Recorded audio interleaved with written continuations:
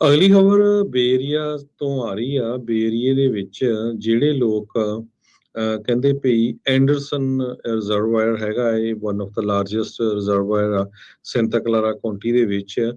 ਉਹਨਾਂ ਦੇ ਲਾਗੇ ਛਾਗੇ ਜਿਨ੍ਹਾਂ ਦੇ ਘਰ ਆ ਉਹਨਾਂ ਨੂੰ ਇਹ ਕਿਹਾ ਗਿਆ ਆ ਵੀ ਇਹ ਘਰ ਤੁਸੀਂ ਆਪਣੇ ਅਵੈਕੂਏਟ ਕਰ ਜਾਓ, ਇਹਨਾਂ ਨੂੰ ਜਾਂ ਖਾਲੀ ਛੱਡ ਦਿਓ ਜਾਂ ਵੇਚ ਦਿਓ, ਜੋ ਵੀ ਕਰ ਸਕਦੇ ਆ, ਕਿਉਂਕਿ ਉੱਥੇ ਭੁਚਾਲ ਆਉਣ ਦੇ ਬਹੁਤ ਜ਼ਿਆਦਾ ਚਾਂਸ ਹੈਗੇ ਆ। ਸੈਂਟਾ ਕਲਾਰਾ ਵੈਲੀ ਵਾਟਰ ਡਿਸਟ੍ਰਿਕਟ ਨੇ ਜੋ ਉੱਥੇ ਡੈਮ ਨੂੰ ਤੇ ਰਿਜ਼ਰਵਾਇਰ ਨੂੰ ਓਨ ਕਰਦਾ ਹੈਗਾ, ਉਹਨਾਂ ਦੇ ਇੰਜੀਨੀਅਰਸ ਨੇ ਇਹ ਦੱਸਿਆ ਪਈ ਹੌਲੀ ਹੌਲੀ ਜੋ ਜ਼ਮੀਨ ਆ ਉੱਥੇ ਸਲਾਈਡ ਹੋ ਰਹੀ ਹੈਗੀ ਆ। ਜੀ ਬਿਲਕੁਲ। ਬਾਈਡਨ ਪ੍ਰਸ਼ਾਸਨ ਨੇ ਕਾਂਗਰਸ ਨੂੰ ਮੰਗ ਕੀਤੀ ਆ ਵੀ $1 ਬਿਲੀਅਨ ਦੀ ਜਿਹੜੀ ਆਰਮਸ ਡੀਲ ਆ ਉਸ ਨੂੰ ਅਪਰੂਵ ਕਰਨ। ਇਹ ਆਰਮ ਡੀਲਸ ਤਾਈਵਾਨ ਦੇ ਨਾਲ ਕਰਨਾ ਚਾਹੁੰਦੇ ਨੇ।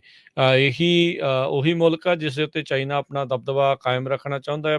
ਬੀਤੇ ਦਿਨਾਂ ਦੇ ਵਿੱਚ ਆਈ ਥਿੰਕ ਨੈਂਸੀ ਪਲੋਸੀ ਹੁਣੀ ਜਿਹੜੇ ਉੱਥੇ ਜਾ ਕੇ ਜਿਹੜੇ ਉਹ ਆਏ ਸੀਗੇ। ਸੋ ਕਹਿੰਦੇ ਵੀ ਇਸ ਦੇ ਤਹਿਤ ਬਹੁਤ ਸਾਰੀਆਂ ਜਿਹੜੀਆਂ ਮਿਜ਼ਾਈਲਸ ਤੇ ਹੋਰ ਆਰਮਸ ਆ ਇਹਨਾਂ ਨੂੰ ਦਿੱਤੀਆਂ ਜਾਣਗੀਆਂ। ਸੋ ਸਟੇਟ ਡਿਪਾਰਟਮੈਂਟ ਨੇ ਜਿਹੜਾ ਉਹ ਆਖਿਆ ਹੈ ਵੀ 3 ਵੱਖ-ਵੱਖ ਸੈਪਰੇਟ ਮਿਲਟਰੀ ਸੇਲਸ ਤਾਈਵਾਨ ਦੇ ਲਈ ਉਹਨਾਂ ਦੇ ਵੱਲੋਂ ਸਟੇਟ ਡਿਪਾਰਟਮੈਂਟ ਵੱਲੋਂ ਅਪਰੂਵ ਆ।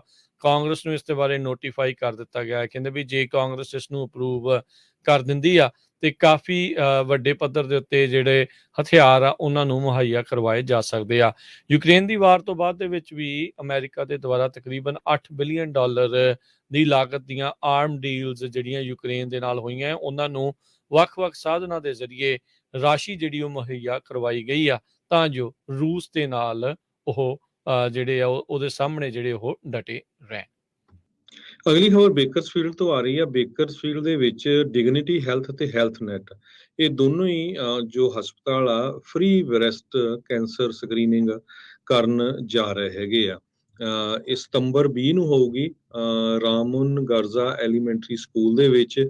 ਜੋ ਸਕੂਲ ਆ ਉਹ 2901 ਸੈਂਟਰ ਸਟਰੀਟ ਬੇਕਰਸਫੀਲਡ ਦੇ ਵਿੱਚ ਆ। Breast cancer one of the most common ਜਿਹੜੀ ਹੈਗੀ ਆ ਕੈਂਸਰ ਡਾਇਗਨੋਸਟ ਜਿਹੜੇ ਲੇਡੀਜ਼ ਦੇ ਵਿੱਚ ਹੈਗਾ ਆ। Second leading cause of death among the ladies ਆ ਇਹ USA ਦੇ ਵਿੱਚ ਅਮਰੀਕਨ ਕੈਂਸਰ ਸੁਸਾਇਟੀ ਦੇ ਮੁਤਾਬਕ। ਜੋ ਲੇਡੀਜ਼ 40 ਸਾਲ ਤੋਂ ਉੱਪਰ ਹੈਗੀਆਂ ਉਹਨਾਂ ਨੂੰ ਆਪਣਾ ਜੋ ਬ੍ਰੈਸਟ ਕੈਂਸਰ ਆ ਉਹ ਸਕਰੀਨ ਜ਼ਰੂਰ ਕਰਾਉਣਾ ਚਾਹੀਦਾ। ਤੇ ਇਸ ਫ੍ਰੀ ਚੈੱਕਅਪ ਦੇ ਲਈ ਜਿਨ੍ਹਾਂ ਦੇ ਕੋਲ ਕਿਸੇ ਤਰ੍ਹਾਂ ਦੀ ਹੈਲਥ ਇੰਸ਼ੋਰੈਂਸ ਨਹੀਂ ਹੈਗੀ, ਜਿਨ੍ਹਾਂ ਨੇ ਪਿਛਲੇ 12 ਮਹੀਨਿਆਂ 'ਚ ਚੈੱਕਅਪ ਨਹੀਂ ਕਰਾਇਆ ਤੇ ਉਹ ਇੱਥੇ ਜਾ ਕੇ ਚੈੱਕਅਪ ਕਰਾ ਸਕਦੇ ਆ। ਪਰ ਤੁਹਾਨੂੰ ਟੈਕਸਟ ਕਰਨਾ ਪਊਗਾ ਅਪਾਇੰਟਮੈਂਟ ਬਣਾਉਣ ਦੇ ਲਈ। Dignity health community wellness programme, ਉਹਨਾਂ ਦਾ ਨੰਬਰ 3233238 ਇਸ ਨੰਬਰ ਦੇ ਉੱਤੇ ਟੈਕਸਟ ਕਰ ਸਕਦੇ ਆ ਤੇ ਜੋ ਮੈਮੋਗ੍ਰਾਮਸ ਆਉਣਗੇ ਉਹ ਜਦੋਂ ਹੀ ਅਪਾਇੰਟਮੈਂਟ ਹੋਏਗੀ ਉਸ ਟਾਈਮ ਦੇ ਉੱਤੇ ਫ੍ਰੀ ਆਫ ਕਾਸਟ ਕਰਨਗੇ।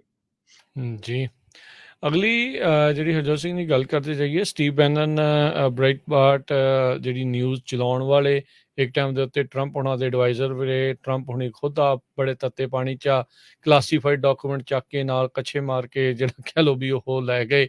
ਹੁਣ ਚੀਜ਼ਾਂ ਜਿਹੜੀਆਂ ਬਹੁਤ ਜ਼ਿਆਦਾ ਫੜ ਹੋ ਰਹੀਆਂ ਤੇ ਕਾਫੀ ਤੱਤੇ ਪਾਣੀ 'ਚ ਆ। ਸੋ ਸਟੀਵ ਬੈਨਨ ਹੁਣਾਂ ਨੂੰ ਇੱਕ ਫੈਡਰਲ ਜੱਜ ਨੇ ਇਨਕਾਰ ਕਰ ਦਿੱਤਾ ਵੀ ਨਵਾਂ ਟਰਾਇਲ ਜਿਹੜਾ ਆ ਉਹ ਜਿਸ ਦੀ ਉਹਨਾਂ ਨੇ ਮੰਗ ਕੀਤੀ ਸੀਗੀ। ਆਲਰੇਡੀ ਕੰਟੈਂਪਟ ਆਫ ਕਾਂਗਰਸ ਦੇ ਵਿੱਚ ਇਹ ਕਨਵਿਕਟ ਕੀਤੇ ਹੈਗੇ। ਇਹਨਾਂ ਨੂੰ ਜਿਹੜਾ ਸਪੀਨਾ ਦਿੱਤਾ ਗਿਆ ਸੀਗਾ ਹਾਊਸ ਸਿਲੈਕਟ ਕਮੇਟੀ ਦੇ ਦੁਆਰਾ 6 ਜਨਵਰੀ ਦੇ ਹਮਲੇ ਨੂੰ ਲੈ ਕੇ ਉਸ ਦੇ ਵਿੱਚ ਪੇਸ਼ ਨਹੀਂ ਹੋਏ ਸੀਗੇ। ਸੋ ਉਹਨਾਂ ਨੇ ਜਿਹੜਾ ਇਹ ਮੰਗ ਕੀਤੀ ਸੀਗੀ ਜੱਜ ਨੂੰ ਵੀ ਜਿਊਰੀ ਨੂੰ ਕੀ ਇੰਸਟਰਕਸ਼ਨਾਂ ਹੋਣਗੀਆਂ, ਕਿਹੜੇ ਇਸ਼ੂਜ਼ ਦੇ ਉੱਤੇ ਗੱਲ ਹੋਊਗੀ, ਪਰ ਕਹਿੰਦੇ ਵੀ ਜੱਜ ਦੀ ਇਸ ਮਨ ਨੂੰ ਉਹ ਬਦਲਣ ਦੇ ਵਿੱਚ ਨਾਕਾਮਯਾਬ ਰਹੇ ਆ ਤੇ ਇਸ ਫੈਡਰਲ ਜੱਜ ਨੇ ਸਟੀਵ ਬੈਨਨ ਦੇ ਨਵੇਂ ਟਰਾਇਲ ਦੀ ਰਿਕੁਐਸਟ ਆ ਉਸ ਨੂੰ ਰੱਦ ਕਰ ਦਿੱਤਾ ਆ।